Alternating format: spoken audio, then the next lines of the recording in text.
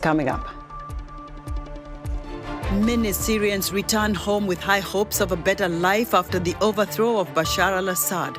We'll have a report from Aleppo. Malawi's Media Institute of Southern Africa aims to improve accuracy in reporting through verification of information. And farmers are hoping U.S. President-elect Donald Trump's election to head the Department of Agriculture will have a guided farm and trade policy. All this and much more coming up on today's Africa 54.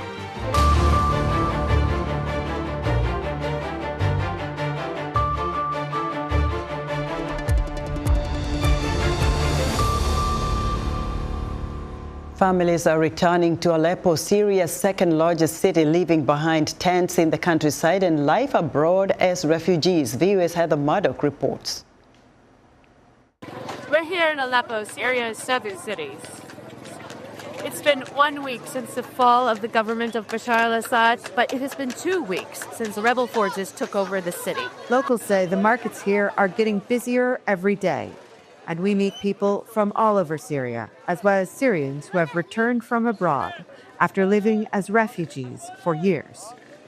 In the past week, what were once rebel forces have begun setting up a government that works with some of the institutions and departments in place under the Assad regime. Many people tell us they're hopeful that the Syrian civil war is ending after 13 years of violence that killed 500,000 people and displaced half the country's population. Other people tell us that they are so upset and angry that they have not yet found their loved ones who are lost in Syria's notorious prison system, that they cannot yet enjoy Syria's inherent newfound peace. Reporting from Aleppo, Syria, Heather Murdoch, VOA News. For more insight on the latest in Syria, I'm joined live from Indianapolis, Indiana by Professor Hussein Banai, a Middle East political expert at Indiana University. Professor Banai, welcome to Africa 54. Wonderful to be with you. Now, what should we make of this geopolitical European shift where European and Western officials are meeting with Syria's new governing authorities? Well, there are two things happening. I think on the one hand, you have a vacuum of authority and power that the great powers are naturally interested to fill in, to go and feel out the new leaders of the new regime coming in. The old regime is gone. And the second point here that's I think is far more important when it comes to European and Western powers is that the old regime was so affiliated with an antagonist, Russia, that with Russia's kind of gradual withdrawal out of Syria, the European and Western powers would like to get assurances from the new regime, but to also be able to give it the resources so that its affinities are much more aligned with that of the West than that of with Russia. Professor, the Hayat Tahrir al-Sham leaders have also a troubling history. They've also been affiliated with al-Qaeda, the terrorist group, as well as, other groups that didn't seem to sit well with people either in Syria or outside of Syria. What will it take then to sanitize this group that has now kind of been embraced by most of the Western countries as the new leadership in Syria? Yeah, sanitize is a key term because, as we can see, the leaders themselves seem to be aware there's literally has been a change in the physical appearance of the rebel leaders, from kind of a guerrilla outfits to dark tan suits, and the hard signaling that they're doing that they to the outside world that they very much would like to play by the rules of the diplomatic game and not be a rebel group in charge of the country. I think one of the key things that Western and European governments can do at this point is to really insist on those core constitutional democratic elements that the Assad regime lacked that led to the civil war in Syria in the first place, to seek guarantees that rights will be respected, especially right of the Shia minority, and that elections are free, open, and that there will be transparency in the new government coming in. The leader of the group, Ahmed al-Sharai, is talking about building a state of, that has law, establishing security and strong institutions in the country. Given his background, as we mentioned, can Syrians and the international community really trust his leadership? I don't think we can give him the benefit of that right away because of what has been habituated in him over the decades. This is someone that who has to very much, I think, enjoy a kind of support in this interim period to be able to first establish order over the country, control, but to also be assisted in understanding what transparent institutions look like, why it is that a thriving economy is so much more important than imposing Islamic Sharia law in a blanket way after you take over. And why it is important to have friendly relations with your neighbors. Syria is a country that's been attacked by neighbors from just about every side, north, south, east, and west. And he has to demonstrate that he can have friendly relations with them. And that means that there has to be a period in which he has to transition out of a rebel profile to that of a centralized leader profile. Great perspective, Professor. We're going to have to leave it there for now. Professor Hussein Banai is a Middle East political expert at Indiana University. Russia's presence in Syria is fluid as they move around military assets. VOA's Philip Alexiou talks with Joseph Siegel, the Director of Research for the Africa Center for Strategic Studies at the National Defense University. He says Africa is important now as Russia aims to move some of its military hardware to Libya. Africa will be directly affected, I believe. As you rightly indicate, Syria has been a major transit hub for Russian military equipment and supplies, going primarily to Libya, but also as a transit stop for materials going into the Sahel and other parts of Africa. And so I think in the short term, and we may have already seen this, the equipment that Russia is trying to rush out of Syria, some of it's going to Libya. And so the warlord Khalifa Haftar will be a short-term beneficiary with more Russian support. Russia has an air base in Libya. It has access to a naval facility there. And so, Khalifa Haftar is the main patron, the main ally that Russia has in Libya. And Russia has been using so-called Libyan National Army as a wedge to try to gain an enduring foothold in Libya, and therefore enduring presence on the Mediterranean Sea. With Russia's losing the Tartus naval base in Syria, which was their only Mediterranean naval base, gaining access to that port in Libya will be ever more important at this point. Well, they've got this war going on in Ukraine, and that's been a pretty heavy tax on them. Perhaps they didn't expect the Ukrainian war to go on for as long and suffer as many casualties. And now with the fall of Syria, Russia's sort of in a no man's land at the moment. Can they handle sort of both situations? And of course, Iran is certainly factored in this as well. So when you think about other options, does not the value of Africa kind of really go up and locations there for each of those countries? I think obviously Ukraine is the top priority for Russia, and a likely scenario is that those troops and equipment from Syria will be moved back to Russia and used in the Ukraine fight. However, Russia has quite valued the access and influence it's gained in parts of Africa, even during the Ukraine conflict. Russia, with relatively limited resources, has been able to help prop up some of the Sahelian juntas in Mali, Burkina Faso, Niger. This has opened up more influence than it's had previously. And so Russia has seen a geostrategic advantage of that. And would Egypt play a very big factor for Russia and or Iran at this point now? I think Iran will indeed have to pull back from some of its ambitions in Africa. Egypt has been not as close to Russia. It has tried to maintain friendly relations with Russia.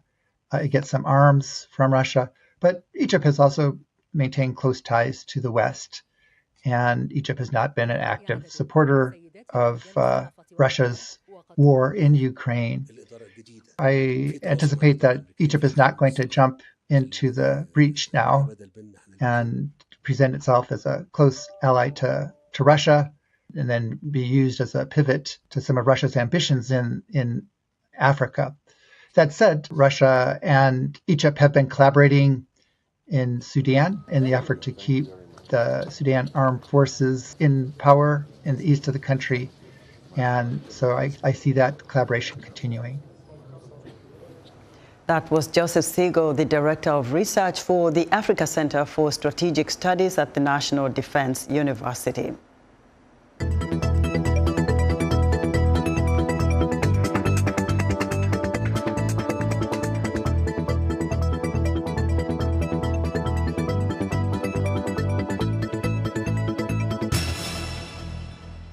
Verifying Institute of Southern Africa is working to improve accuracy in reporting. Lamek Masina explains from Lilongwe. Suzio Chitete is an investigative journalist and deputy chief editor of Malawi's daily newspaper, The Nation, in Lilongwe. Every morning, he arrives at work with the belief that journalism is a calling to provide the truth to readers. Chitete and several other Malawian journalists attended a series of fact-checking training sessions that equip journalists with the skills to debunk misinformation and disinformation. The training has brought that kind of reminder and awareness that each time we are doing stories, each time we are interviewing somebody, we must pay attention to deep fakes or to fake, fake statements, so that audiences are given credible information. MISA Malawi, the local chapter of the Media Institute of Southern Africa, runs these programs with support from various international organizations. Its fact-checking skills for journalists initiative is supported by Deutsche Welle's Center for International Media Development. We have DW Academy of German, which has been supporting the core of our work at MISA Malawi in terms of capacity building projects for Malawi journalists. We have a partnership with UNESCO, looking at supporting election reporting in general, which we have also been able to tap into to support the areas of fact-checking. Matonga says the MISA Malawi Journalism Education Project is offering training to Malawian journalists to prevent the spread of misinformation and disinformation, which is especially important as the country prepares for its 2025 general elections. We had listened to a tragic death of a vice president, and there were a lot of fake stories which were being speculated about what happened for the plane to crash. These incidents remind us and point at how dangerous fake news can be. We are heading towards an election. Previously, we had an election in 2019 and 2020 presidential elections. Then we started seeing trends around fake news, or potentially again affecting the political space. The areas of focus include fact-checking politicians and election-related claims and verifying media content such as images and videos by using tools like Google Image Search. Radio presenter Shakira Juma says she treats information posted on social media with skepticism. I get selective to news which I tend to believe or not, because of the social media fake news, fake posts which are happening nowadays. So that's it. I can't trust anything. Trainers say fake news is rampant in Malawi, largely because of social media users who race to scoop journalists by posting stories that are unverified, deceptive, or even invented. Because also sometimes as media, we have fallen into this trap where the stories that we tell are only of those in the echelons of power. We're not telling the people stories. So the people now, the former audiences, have become their own storytellers. Kachapira says debunking fake stories has been a challenge because there is such little solid information about local news in sub-Saharan Africa. So for instance, if you take a picture that was taken in the Western world, you will find that if you go and fact check it, you go and do a reverse image, it's easier to fact check. So we need more information about us from sub-Saharan Africa, from Southern Africa, on the internet, so that we can also make this work easier. Otherwise, it's not as easy to do fact checking in our context as it is in the Western context. Chitete says the training has helped him grow professionally, and now he uses these skills to help other journalists fact-check information before releasing it. Because I've become aware, so that every time I'm doing a story, every time I listen to some statements, especially political statements, I have to fact-check, I have to verify, to be double sure. So in the absence of such a training, sometimes you take things for granted. Chitete says some organizations and government departments are still reluctant to release information needed to verify stories, and this withholding of information complicates their efforts. For example, I have issues with Minister of Foreign Affairs because I wanted to get information of qualifications for all diplomats, those that have been appointed since 2020. The issue is to see if indeed those that have been appointed are credible enough to save Malawi. So government has been saying we are employing the right people. But we have the suspicion that sometimes it's not even the right people. These are politically right people.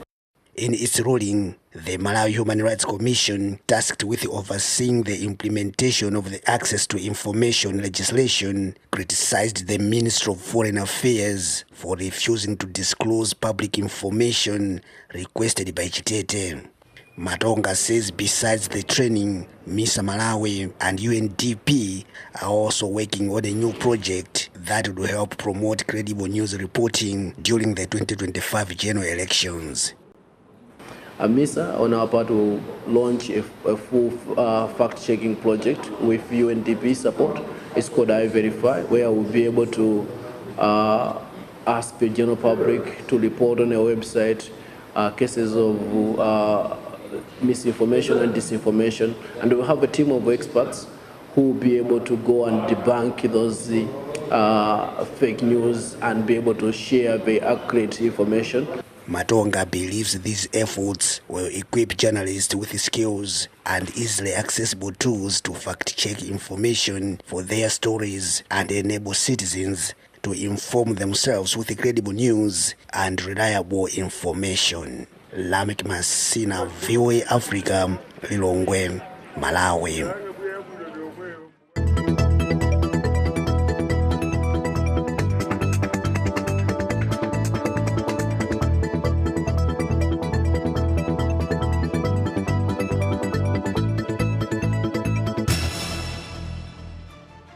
Still to come, understanding the concerns of U.S. farmers. We'll be right back.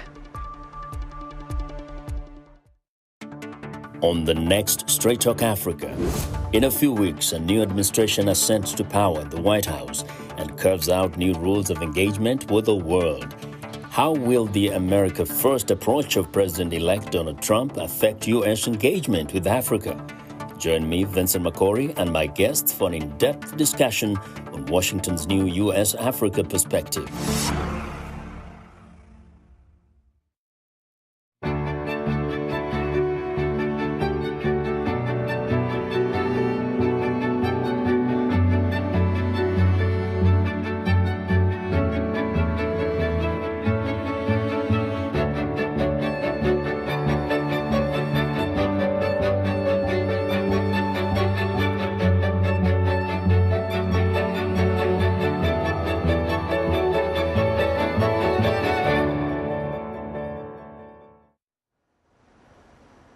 In other news, the overnight curfew goes into effect Tuesday as Mayotte struggles to recover from Cyclone Chido, the strongest storm to hit the French Indian Ocean archipelago in 90 years. Authorities say the official death toll is at least 22, with over 1,400 injured.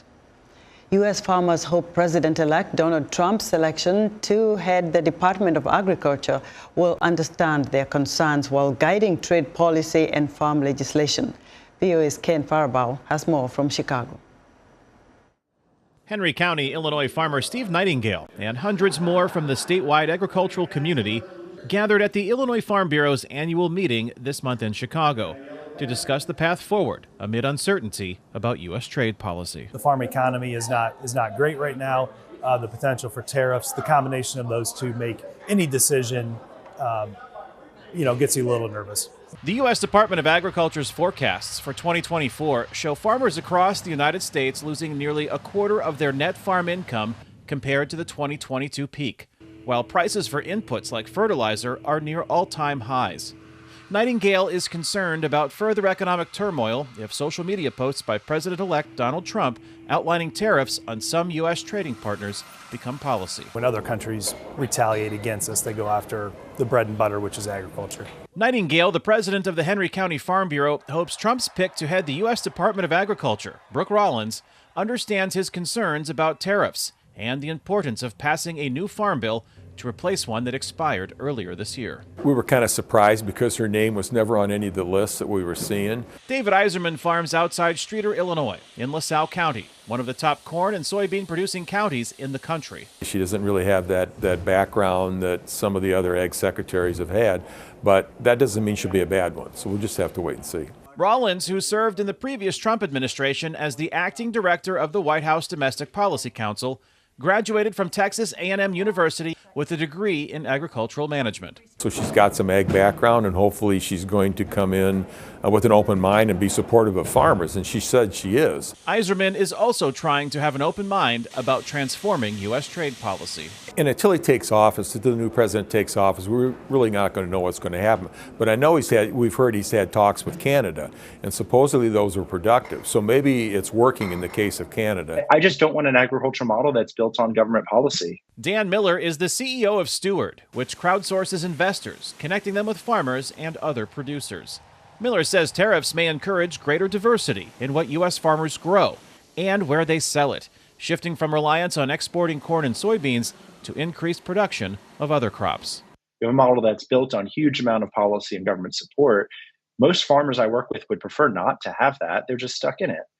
They grow corn and soy because they can drop it at the elevator, get paid. Miller acknowledges shifting production of any crop is a lengthy, expensive, and complicated process, requiring new infrastructure, but hopes debate about tariffs and U.S. agricultural policy allows for policy to shift. We just want a free market. While Nightingale wants new buyers for corn and soybean crops, Iserman would settle for more certainty in U.S. trade and agricultural policy. We're using us as a pawn, agriculture as a pawn, and that concerns me. Kane Fairbaugh, VOA News, Chicago. President-elect John Mahama is returning to lead Ghana after winning a contested election against Vice President Mahamudu Bawumia. In an exclusive interview with VOA's Paul Ndiho, Mahama discusses some of Ghana's most pressing challenges and how he plans to tackle them. It did come down to the economy. All the opinion polls showed that the economy and employment were the most important issues. And so what we did was to drill down our message to issues to do with job creation and the economy, and eventually it did pay off.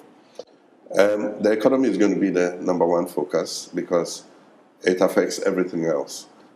If the economy is in a bad way, it affects education, it affects agriculture, it affects sports, it affects every sector of the country. So we're going to have to be dealing with stabilizing the economy. Bringing down inflation is number one priority. Stabilizing the currency is number two. Bringing the deficit down, cutting expenditure, increasing revenues. Those are the things that we need to be looking at. One of the things that resonated with the young people was the 24-hour economy. Yes. Do you care explaining what that means for ordinary Ghanaians? 24-hour economy is not a new thing. It's being implemented in many countries. And so Ghana will not be the first to implement a 24-hour economy. What a 24-hour economy does is that you provide incentives to the private sector to be able to increase their production and increase the number of working hours and increase the number of employees. That is what it is. And so it's purely an incentive-based program where you say, look, if you increase your production, you increase your number of employees, you increase your number of working hours, government will give you these incentives. It could include tax measures. It could include lower costs in terms of utilities and so on and so forth. So there are many other things that we could do. So immediately what we're doing is to set up a committee that will begin to flesh out the policy. Move on to the next topic, unemployment. Every single young person I talk to, they talk about how there are no jobs. Some of the colleagues that I have here, they talk about how there are no jobs. What are you going to do in at least the first 100 days to reassure these young people that the country can provide jobs, can create jobs for them? You know, job creation is not an event, it's a process. And so you're not going to be able to, with one stroke of the pen, create the number of jobs that you want. The first thing is restoring the economy back to health and restoring it back onto the path of growth. That in itself will begin to throw up jobs. Businesses are suffering. A lot of businesses have laid off people just because of the crisis we've had in the economy. And so just bringing the economy back and letting businesses grow again, rejigging the construction sector, investing in infrastructure, carpenters, masons, steel benders will begin to get work again. And so that is our number one priority. Okay. Mr. President, when it comes to education, a lot of young people thought maybe the election could have even gone the other way because of free education. But at the same time, they are worried that this program where a lot of young people are benefiting, or the parents are afraid that once you get into office, you might scrap that. Is that something that you're going to keep? You're going to keep that premise going? Let me look into the camera, read my lips. Free SHS has come to stay, and it is not going anywhere. Nobody is going to scrap free SHS. What was said was political talk, and it was just political gimmickry. Free SHS is not going anywhere. We're going to maintain the policy. Mr. President, thank you so much for your time. Thank you so much. That was President-elect John Mahama of Ghana speaking with VOA's Paul Ndiho. And that's our show for today. Be sure to watch Africa 54 on our website at voaafrica.com. From all of us here in Washington, thanks for watching.